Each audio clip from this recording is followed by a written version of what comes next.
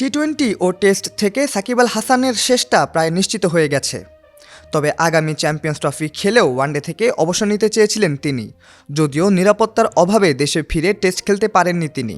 এরপর সংযুক্ত আরব আমিরাতে আফগানিস্তানের বিপক্ষে ওয়ানডে সিরিজে তিনি নিজেই খেলেননি। তাই এখন প্রশ্ন উঠেছে জাতীয় দলের হয়ে কবে ফিরবেন সাবেক বিশ্ব অলরাউন্ডার। জাতীয় দলের হয়ে ফেরার ব্যাপারে মুখ খুলেছেন সাকিব। দুবাইয়ে আবুধাবি টি10 লিগ শুরুর আগের দিন সাংবাদিকদের প্রশ্নের জবাবে কথা বলেছেন তিনি। সাকিব আল হাসান অনেকটা হেসেই বলেছেন, এই টুর্নামেন্টের পরে দেখা যাবে। এরপরে জানতে চাওয়া হয় আসন্ন চ্যাম্পিয়ন্স ট্রফিতে আপনাকে দলে দেখা যাবে কিনা। সেখানেও সাকিবের ছোটখাটো উত্তর, এখন এই টুর্নামেন্ট নিয়ে পুরো ফোকাসড করছি। এদিকে আগামী 2 ডিসেম্বর শেষ হবে আবুধাবির টি10 লিগ, আর আগামী 8 তারিখ থেকে শুরু হবে বাংলাদেশ জাতীয় দলের সূচিতে ওয়েস্ট ইন্ডিজের বিপক্ষে ওয়ানডে সিরিজ।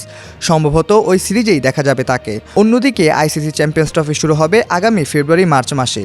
সব কিছু ঠিক থাকলে সেই টুর্নামেন্ট খেললেই অবসরে যাবেন সাকিব। 2006 সালের আগস্ট মাসে জিম্বাবুয়ের বিপক্ষে একদিনের আন্তর্জাতিক ম্যাচে তার অভিষেক হয়।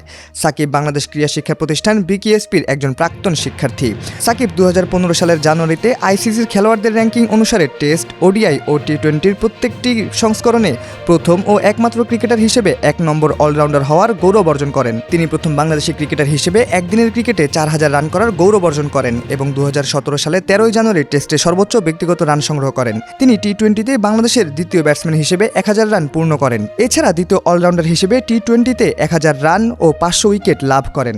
2019 সালের জুনে তিনি দ্রুততম খেলোয়াড় হিসেবে মাত্র 199 ম্যাচে 5000 রান ও 250 উইকেট নেওয়ার কৃতিত্ব অর্জন করেন।